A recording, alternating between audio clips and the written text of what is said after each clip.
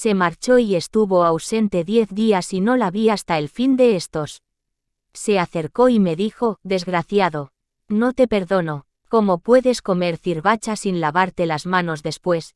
Llamó a las muchachas que me sujetaron, cogió un cuchillo bien afilado y me cortó los pulgares de las manos y de los pies conforme podéis ver.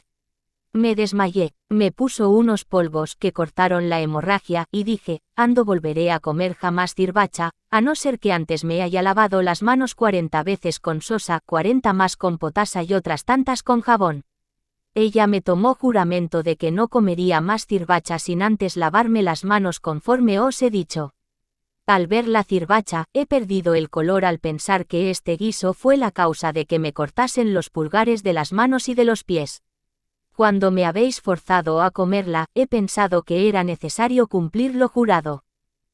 Delante de todos los presentes se le preguntó, ¿y qué te pasó luego? Y él siguió explicando, cuando hube prestado el juramento, se enterneció su corazón y dormimos juntos. Permanecimos así algún tiempo, al término del cual dijo ella, los moradores del palacio del califa no saben lo que ha ocurrido aquí entre nosotros dos. Nunca ha entrado en él un extraño, aparte tú, y has podido hacerlo gracias al interés de Zubaida.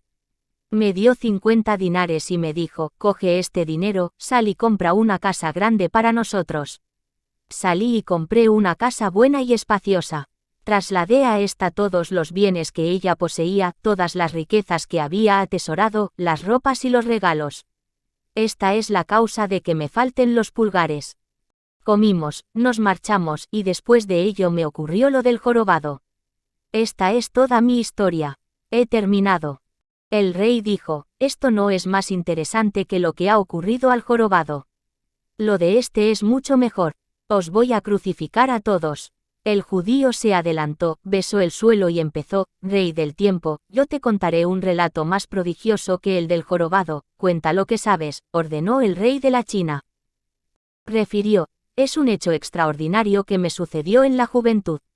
Vivía en Damasco, Siria, y allí estudié mi carrera.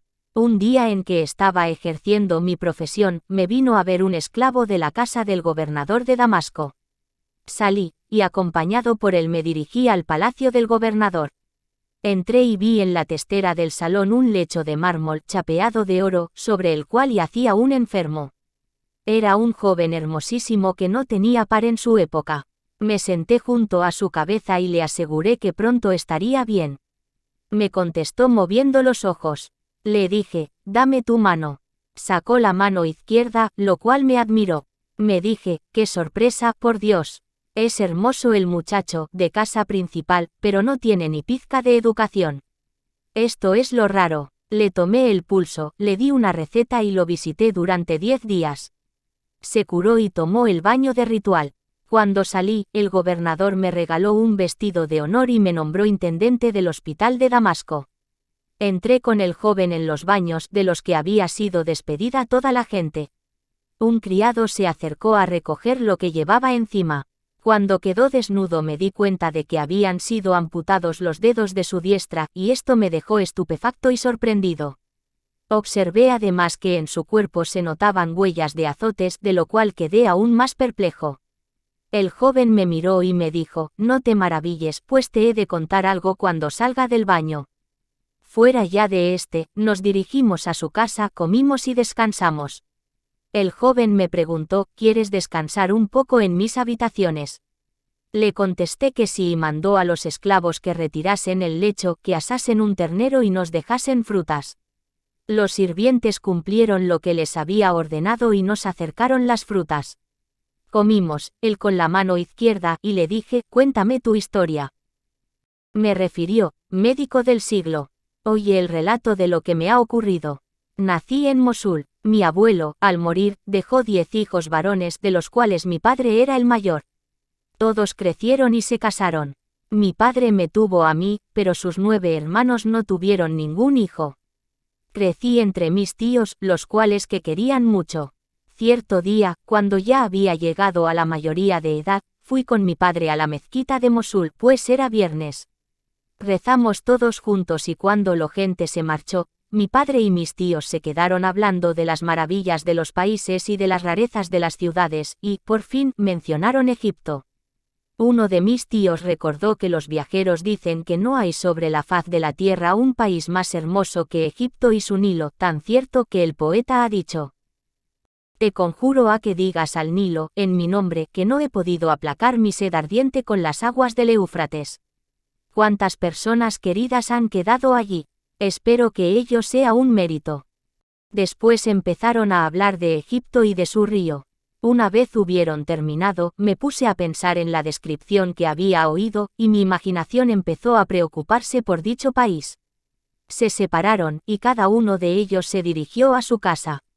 Pasé la noche sin poder pegar un ojo, y lo que comía y bebía no me sentaba bien, pues había quedado enamorado de Egipto. Pocos días después, mis tíos se prepararon para emprender el viaje. Yo supliqué llorando a mi padre que me dejara ir con ellos. Me preparó algunas mercancías y me uní a ellos. Les dijo: ando le permitáis que entre en Egipto, es mejor que lo dejéis en Damasco para que venda allí sus mercancías. Nos dispusimos a partir, mi padre se despidió de mí, salimos de Mosul y no paramos de andar hasta llegar a Alepo. Permanecimos aquí unos días y reemprendimos el viaje hasta llegar a Damasco. Vimos que la ciudad tenía tantos árboles, ríos, frutos y pájaros que parecía el paraíso con toda clase de frutas. Nos hospedamos en una posada, y mis tíos permanecieron en la ciudad comprando y vendiendo hasta liquidar todas mis mercancías y ganando 5 dirhams por cada uno. Este beneficio me alegró mucho. Después mis tíos se marcharon a Egipto. Me quedé solo, vivía en una habitación tan bien construida que la lengua es incapaz de describirla.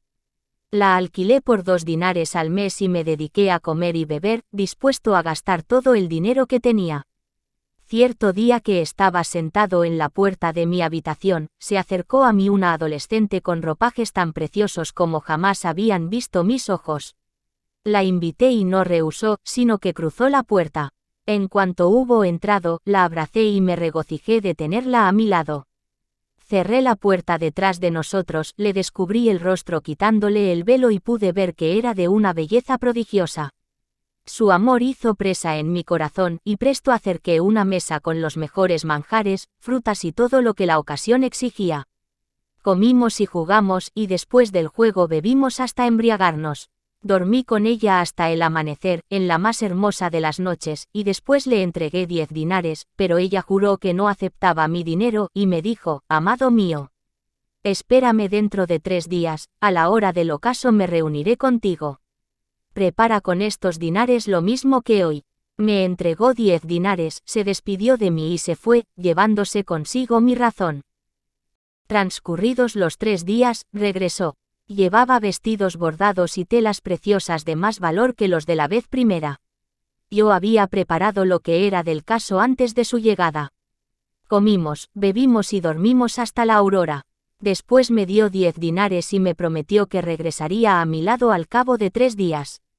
Preparé lo mismo que antes y ella volvió a mi lado al término del plazo. Llevaba ropas más preciosas que las de las 2 veces anteriores. Me preguntó: señor mío, ¿soy hermosa? Sí, por Dios, ¿me permites que traiga conmigo una adolescente más hermosa y más joven que yo, para que juegue con nosotros y nos riamos con ella? Me ha pedido que le permita acompañarme y le deje pasar la noche con nosotros para que nos divirtamos con ella. Me dio 20 dinares y añadió: prepara más cosas, que la adolescente va a venir conmigo. Después se despidió de mí y se fue. Al día siguiente preparé lo que convenía, según la costumbre. Llegó algo después del ocaso acompañada por una mujer envuelta en un velo. Entraron, se sentaron y yo me regocijé. Encendí las velas y las acogí con alegría y satisfacción. Ellas se quitaron las ropas y la nueva adolescente descubrió su cara. Pude apreciar que se parecía a la luna llena y que nunca había visto a ninguna más hermosa. Les acerqué la comida y la bebida. Comimos y bebimos y empecé a besar a la adolescente recién llegada, a llenar su copa y a beber con ella. La otra empezó a recelarse en su interior y al fin exclamó: por Dios, esta adorable adolescente es más agradable que yo, sin duda, por Dios, así, prefiero que duermas con ella. Con mucho gusto, se levantó, nos preparó la cama y dormí con la nueva joven hasta la llegada de la aurora. Al despertar me di cuenta de que mi mano estaba cubierta de sangre, abrí los ojos y vi que el sol ya estaba alto, quise despertar a la adolescente y su cabeza se separó del tronco. Pensé que la otra había hecho esto por celos, medité un instante, me puse en pie, me vestí y cavé una fosa en el interior de la habitación. Deposité en ella a la joven, la cubrí de tierra y puse los ladrillos en su sitio.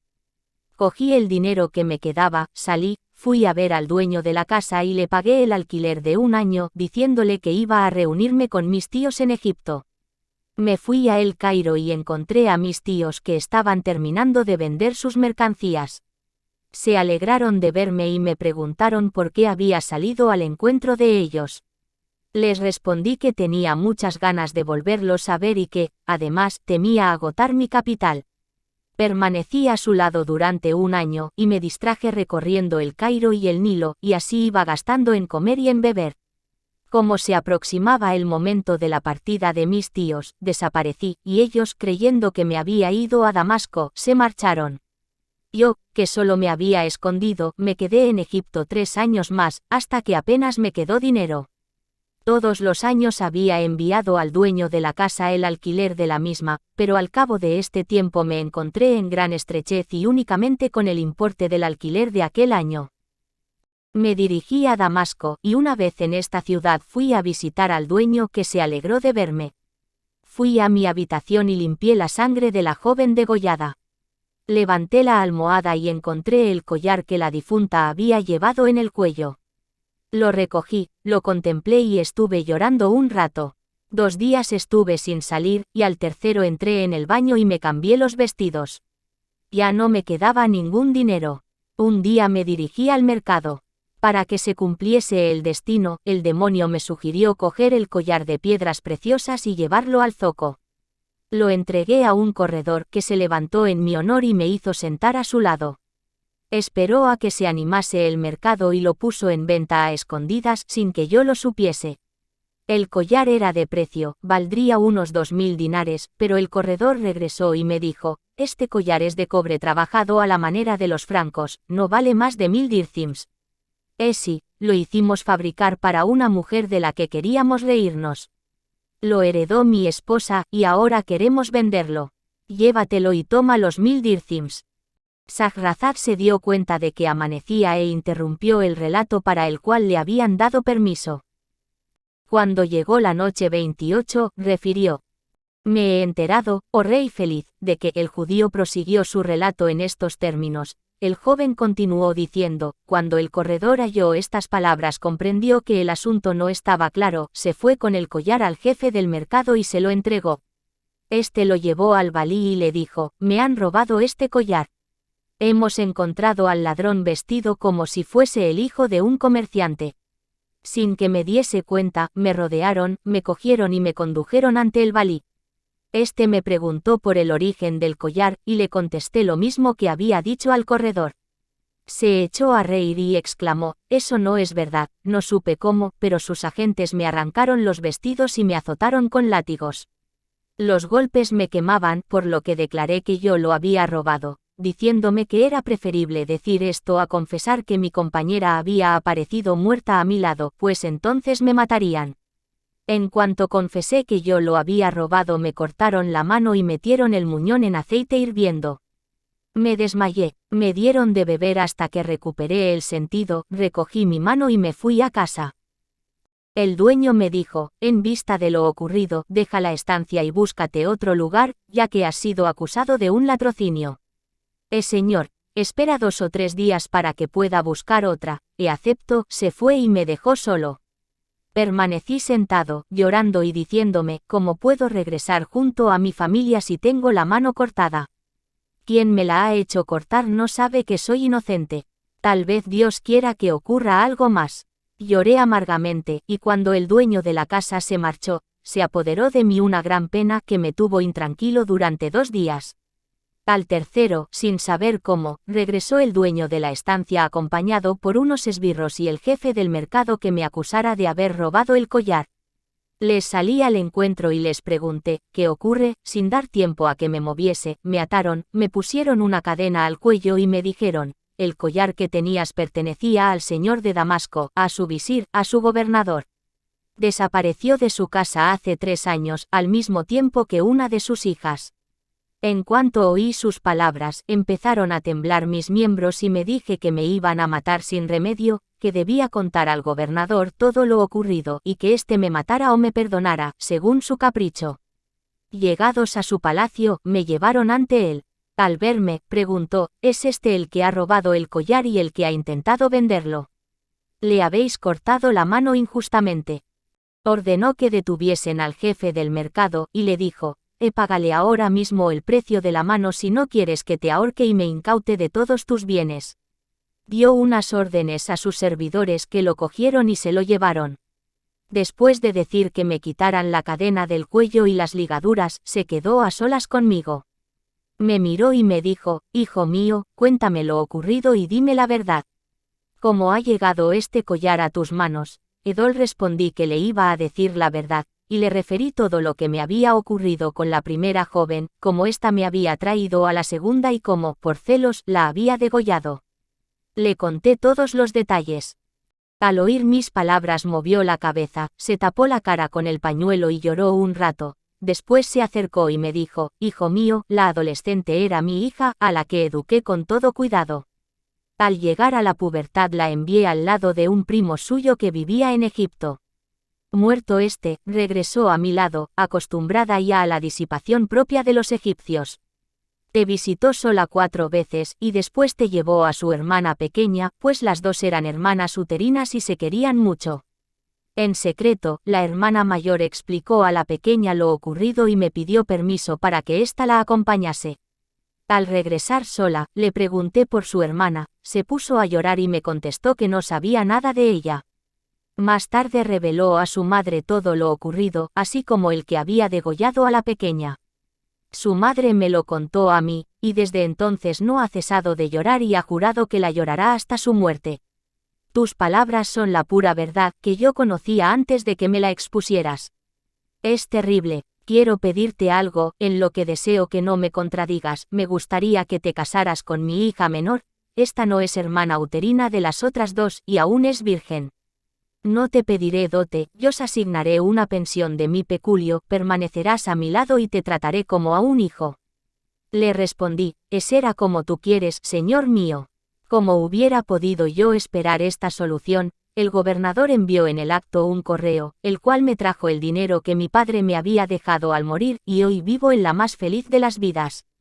Quedé admirado de lo que le había ocurrido, permanecí con él 3 días y me recompensó con una suma muy crecida.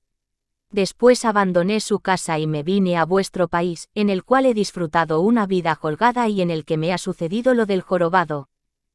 El rey de la China exclamó, esto no es más prodigioso que lo que ha ocurrido al jorobado.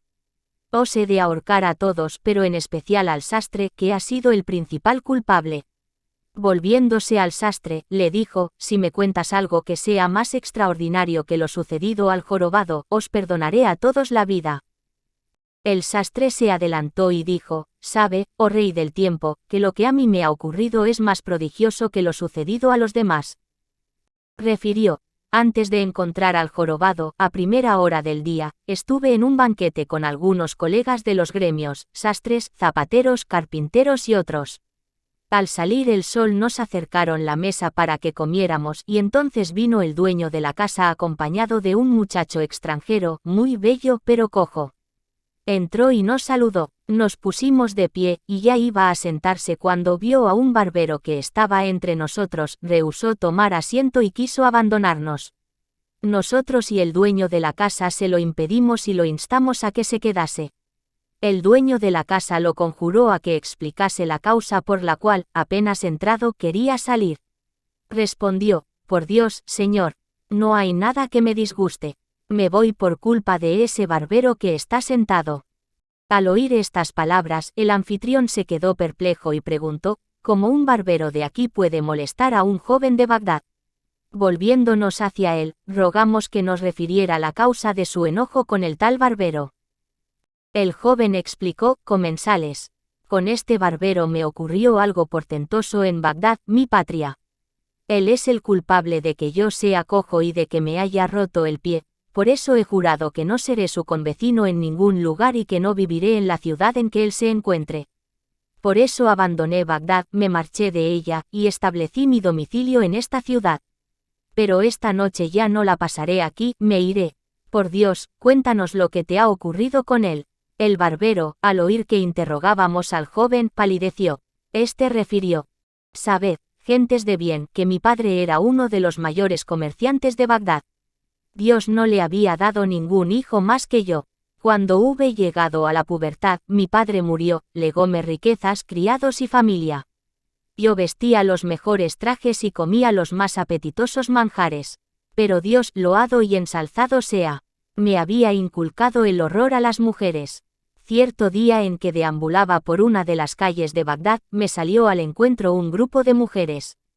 Fui y me metí en una calleja sin salida, en cuyo fondo había un banco.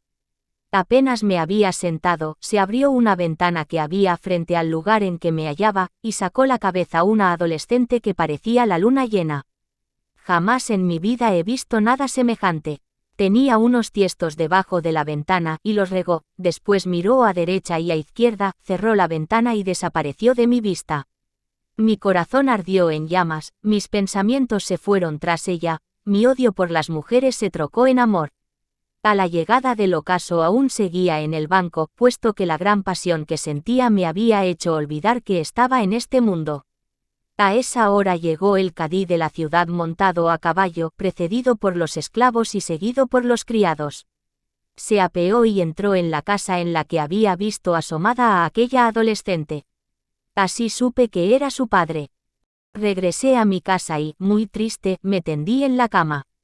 Las esclavas entraron y se sentaron a mi alrededor sin saber lo que me ocurría, pues yo no les expliqué lo que me había sucedido ni quise contestar a ninguna de sus preguntas. Mi enfermedad fue en aumento y las gentes vinieron a visitarme. Llegó una vieja que al verme comprendió enseguida lo que me ocurría. Se sentó a mi cabecera, me trató cariñosamente y me preguntó: Hijo mío, dime lo que te pasa. Se lo referí todo y me dijo: esa es la hija del cadí de Bagdad, a la que es imposible acercarse. El lugar en que la has visto constituye un apartamento, su padre ocupa una sala de abajo, ella vive sola. Yo los visito con frecuencia. No conseguirás unirte a ella si no es por mi mediación. Anímate. Al oír estas palabras recuperé mi valor. Mis familiares se alegraron, pues aquel mismo día mis miembros empezaron a recobrar su fuerza y esperaban que volviese a recuperarme del todo. La vieja se fue y volvió con el rostro descompuesto. Me dijo: Hijo mío, no me preguntes lo que me ha contestado ella cuando se lo he dicho. Me ha interrumpido: si insistes en ello, vieja de mal agüero, haremos contigo lo que mereces. Va a ser necesario que vuelva a verla otra vez. En cuanto oí estas palabras, mi enfermedad empeoró. Al cabo de unos cuantos días, la vieja volvió y me dijo: Hijo mío, dame alguna recompensa. Al oírla recuperé la vida. Le dije que le daría todo lo que quisiera. Añadió: ayer fui a ver de nuevo a la adolescente, yo estaba descompuesta y lloraba. Me preguntó: Tía, ¿qué te ocurre que te veo tan triste? Lloré más amargamente aún y le contesté: Hija. Señora, ayer fui a visitar al joven que está enamorado de ti. Está a punto de morir y tú tienes la culpa. Su corazón se apiadó y me preguntó: ¿Quién es ese joven que mencionas? Mi hijo, la prenda de mi corazón. Hace unos días te vio por la ventana cuando estabas regando tus tiestos. Contempló tu cara y quedó locamente enamorado de ti. Cuando lo informé de lo que me ocurrió contigo la primera vez, empeoró y no tiene ni fuerzas para levantar la cabeza de la almohada. No cabe la menor duda de que morirá. La joven, palideciendo, me ha preguntado: ¿y todo esto por mi culpa? Sí, por Dios. ¿Qué dispones? Jafa verlo, salúdalo en mi nombre y dile que yo sufro mucho más que él. El viernes, antes de la oración, puede venir a mi casa. Yo mandaré que le abran la puerta, subirá, estará a mi lado y permaneceremos juntos un rato. Se irá antes de que regrese mi padre de la oración. En cuanto hube oído las palabras de la vieja cesaron todos mis dolores y mi corazón se tranquilizó. Le regalé cuantos vestidos tenía conmigo, y se fue diciendo, tranquiliza tu corazón, el dolor ha desaparecido por completo, le contesté. Mis familiares y amigos se alegraron al ver que había recuperado la salud. Viví tranquilo hasta el viernes en que vino de visita la vieja. Me preguntó cómo me encontraba y le respondí que estaba bien y animado. Me puse mis ropas, me perfumé y esperé a que las gentes se fuesen a rezar para yo, a mi vez, irme a ver a la joven. La vieja me dijo, te sobra mucho tiempo. Puedes ir al baño y cortarte los cabellos, en especial para borrar las huellas de la enfermedad. Te conviene, tu consejo es bueno. Primero me afeitaré la cabeza y después iré al baño. Mandé a buscar un peluquero para que me afeitase la cabeza y dije al muchacho, vete al zoco y tráeme un barbero que sea inteligente, discreto y que no me cargue la cabeza con sus chismes. El criado se fue y volvió acompañado por este barbero. Al entrar me saludó y yo le devolví el saludo. Dijo, disipe Dios tus penas y tus preocupaciones. Aleje de ti las desgracias y las tristezas, Dios te escuche, te felicito, Señor, por haber recuperado la salud. ¿Quieres que te corte el cabello, o bien que te sangre? Se refiere atribuyéndolo a Ibn Abbas que Dios aleja 70 calamidades de aquel que se corta el cabello en viernes. Se le atribuye además el dicho de que quien se sangra en viernes no pierde jamás la vista y está a salvo de muchas enfermedades. Yo le dije entonces, maestro, deja de hablar y empieza a afeitarme ahora mismo la cabeza, pues he estado enfermo. Se puso de pie, extendió la mano y sacó un paquete. Lo abrió y vi que contenía un astrolabio con 7 láminas. Lo cogió, se dirigió al centro de la habitación, levantó su cabeza en dirección a los rayos del sol, lo observó un rato y me dijo, sabe que hoy es viernes, 10 de Safar del año 763 de la égira del profeta, descendan sobre él la mejor de las bendiciones y la paz. En el ascendente, por lo que sé de matemáticas, está Marte a 7 o 6. Marte está en la conjunción con Mercurio, lo cual indica que el corte de los cabellos te será favorable. Me dice además que tú quieres reunirte con una persona, es un buen aspecto, pero después tendrás razones y algo que no te quiero decir. Me fastidias, me matas y me hartas con tanta palabrería. Te he llamado para que me afeites la cabeza. Afeítame y no te entretengas hablando, por Dios. Si supieses lo que te va a ocurrir, me pedirías más aclaraciones. Te aconsejo que hoy hagas lo que te voy a indicar, teniendo en cuenta la posición de los astros. Tendrías que dar gracias a Dios y no deberías contradecirme, ya que te hago de consejero y te soy adicto. Querría permanecer a tu servicio durante un año entero sin recibir sueldo alguno, entonces exclamé, hoy me mata sin remedio.